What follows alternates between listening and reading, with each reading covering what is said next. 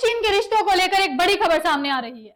काफी समय से चल रही अनबन के बीच ऐसी खबर चौंका देने वाली है। भारत और चीन के बीच एलएसी तनाव अब कम होने लगे हैं। भारत और चीन पूर्व लद्दाख में एलएसी पर पेट्रोलिंग के लिए सहमत हो चुके हैं। भारत ने बातचीत और कूटनीति के जरिए आखिरकार चीन सेना को पीछे हटने के लिए मजबूर कर दिया है। आपको बता दें, भारत और चीन के बीच यह लेटेस्ट समझौता देपसांग और डेमचोंग इलाके में पेट्रोलिंग यानी गश्त को लेकर हुआ है। एलएसी पर सेना की पेट्रोलिंग को लेकर सहमति के बाद देपसांग और डेमचोंग में जारी गतिरोध अब खत्म होगा। शांति के प्रयासों की तरफ यह पहला कदम माना जा रहा है। नमस्कार दोस्तों, मैं संजना आपके साथ और आप देख रहे हैं जनता की आवाज। दोस्तों, बड़ी खबर यह है कि भारत और चीन के बीच पेट्रोलिंग को लेकर जो सहमति बनी है उसकी तस्वीरें कुछ दिनों में साफ हो जाएंगी। सालों से जारी तनाव के बीच एलएसी पर हालात सामान्य बनने लगे हैं। भारत और चीन के बीच नए समझौते के तहत अब देपसांग इलाके में चीनी सैनिक भारतीय जवानों को नहीं रोकेंगे।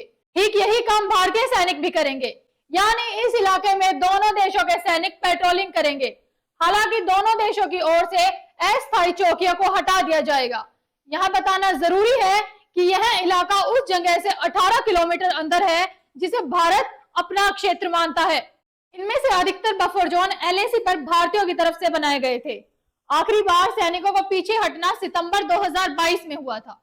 ये बफर जोन अस्थायी व्यवस्था माने जा रहे थे, लेकिन देपसांग और डेमचोंग में तनाव की वजह से भारतीय सैनिक पूर्व लद्दाख में अपने 65 में से 26 पेट्रोलिंग पॉइंट तक नहीं पहुंच पा रहे थे। ये पेट्रोलिंग पॉइंट्स उत्तर से काराकोरम दर्रे से शुरू होकर दक्षिण में चुमार तक जाते हैं, मगर नए समझौते से भारतीय सेना के जवान पेट्रोलिंग कर पाएंगे। पूर्व लद्दाख में 2020 में हुए हिंसक सीमा झड़पों के बाद से ही भारत और चीन के रिश्ते दखल हो चुके थे।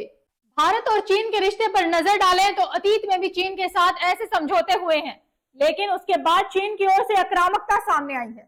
हालांकि इस समझौते से जुड़ी विस्तृत जानकारी अभी भी नहीं दी गई है और चीन कोई बयान भी नहीं जारी कर रहा है, लेकिन कुछ जानकार इसे संबंधों को सामान्य करने की ओर एक अहम कदम मान रहे हैं।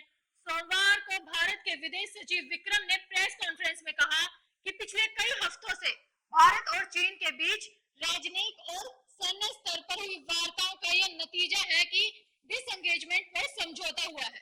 इसका मतलब है कि कुछ इलाकों में यह हो चुका है और कुछ इलाकों में यह होना अभी बाकी है।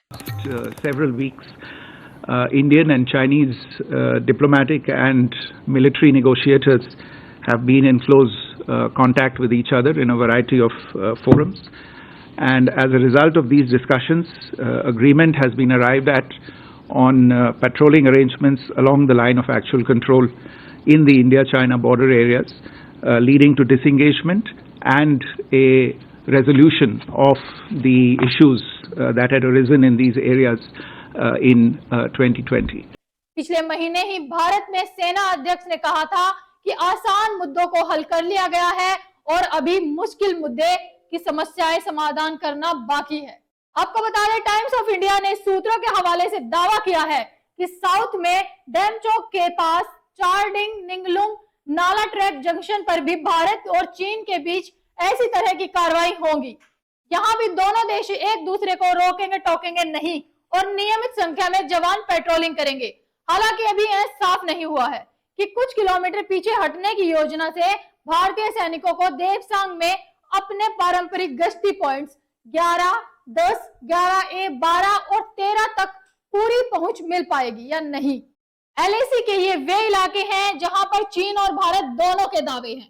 हालांकि दावा किया जा रहा है कि भारतीय सेना के जवान अभी इलाकों में गश्त करेंगे और महीने में 2 बार गश्त की जाएगी। दोनों पक्ष पेट्रोलिंग यानी कि पेट्रोलिंग करते वक्त समन्वय करेंगे। टकराव से बचने के लिए दोनों की ओर से 15-15 जवान ही पेट्रोलिंग करेंगे। दोस्तों, आपकी इस खबर को लेकर क्या राय है? भारत और चीन के बीच पेट्रोलिंग पर समझौता दोनों देशों के संबंधों में पिघलती बर्फ के क्या मायने हैं? हमें अपनी राय कमेंट बॉक्स में कमेंट कर जरूर बताएं और ऐसी ही खबरों के लिए देखते रहें जनता की आवाज। इस वीडियो को लाइक करें, शेयर करें और अगर पहली बार जनता की आवाज न्यूज चैनल को देख रहे हैं तो चैनल को सब्सक्राइब भी करें और घंटी जरूर बजाएं, चैनल की भी और सरकार की भी। आज की नेशनल मीडिया के मुकाबले में जनता का साथ दीजिए और उसकी ताकत बनिए, जनता की आवाज बनिए और हो सके तो इसके लिए चैनल को ज्वाइन भी करें।